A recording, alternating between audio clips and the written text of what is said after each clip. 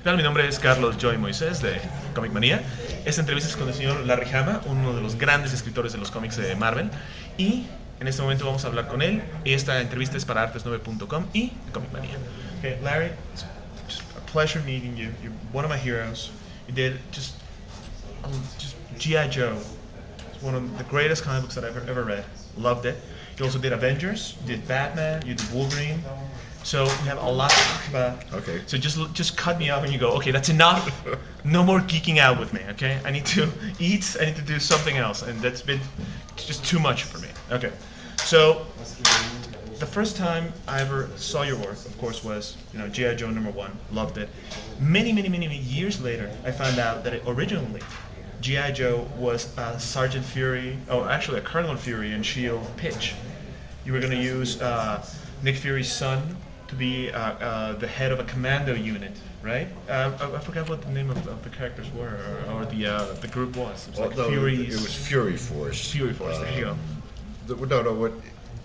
That had been a separate pitch because to do a new book for Marvel, but nobody was interested. And then maybe 6 months later, Hasbro came to Marvel and said that they wanted Marvel to do the comic of G.I. Joe, and of course Marvel said sure. They also had a lot of luck with licenses. I mean, they did Star Wars. They had a lot of success with that. They did ROM. Transformers was just down the pike right after, a little bit before G.I. Joe, if I'm correct.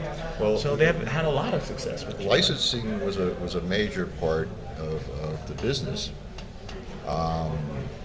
but the problem with licensing, from the business point of view, was that since they had to pay for the licensing. Oh, okay. Right. That money came off the top. Okay, so before you pay anybody. So editorially, you could not then afford to pay for the A-list, the top paid writers or artists. Oh, I see. And also there was no comic fan interest in the what they call the toy books or license books. Right. So it did not further your career as a professional to work on them. Okay, I see. At all. In fact, everybody told me it would be a career killer. But I needed the work, so that's why I took it. But you're starting out in comic books back then. No, I'd been in comics over 15 years. I worked as an editor, and mostly as a penciler. I see. But I had been an illustrator before that, and a cartoonist. I had work in Esquire, National Lampoon, Rolling Stone, New York Magazine, and I'd been an editor at DC Comics on Wonder Woman, Super Friends, and Jonah Hex, and when I was offered G.I. Joe, I was an editor at Marvel. And what made you decide to take it, even though it would not further your career? I was trying to get writing work, and nobody, I'd spent years trying to get writing work, and all the editors would say, "Oh, you're an artist, you can't write." And so the only reason I was offered G.I. Joe to write was that they had offered the book to every single writer at Marvel and every editor, and nobody was interested. It's so silly. And the thing is, to me, what was most amazing about G.I. Joe was that when I had the toys, I had just the entire toy collection. I was just crazy back then. And you would see the toys, the original toys were just all dressed in green, and they had different weapons. Different code names, but what really set them apart was the weapons, and of course Snake Eyes, which was amazing, just the total black figure. But the fun part was that you did not just say, okay, they have different weapons, and that's it.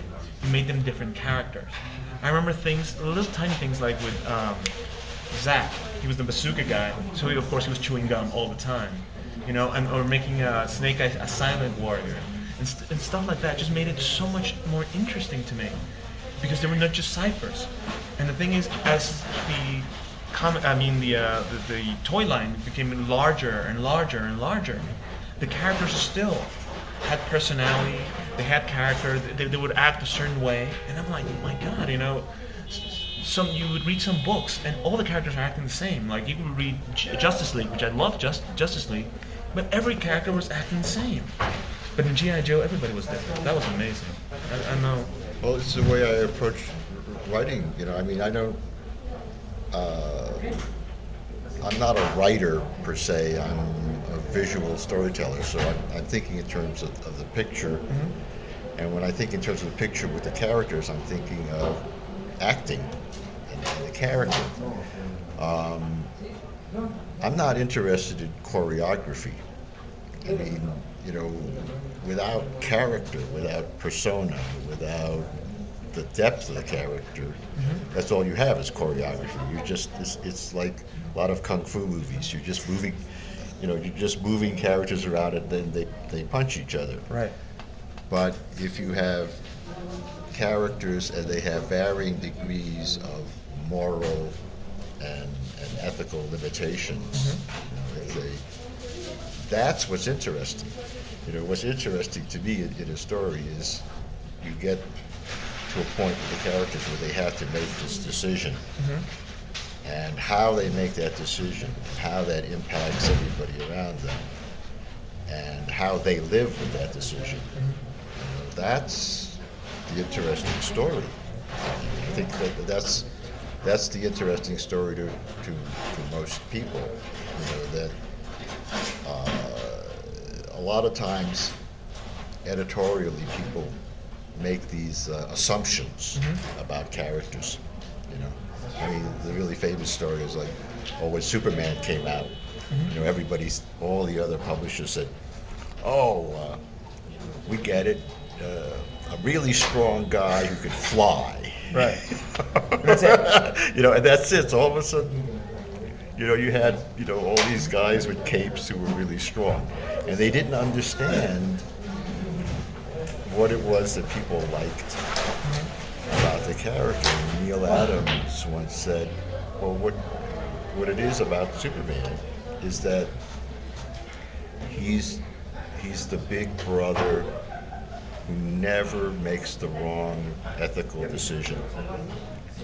And he symbolizes that sort of trust, and a goodness, and that's more important than the physical aspects. Now we have to go to just a small little cut. We'll come right back. No se vayan en una parte, continuamos con el señor Larry Hamma aquí en artes9.com y Comic Manía.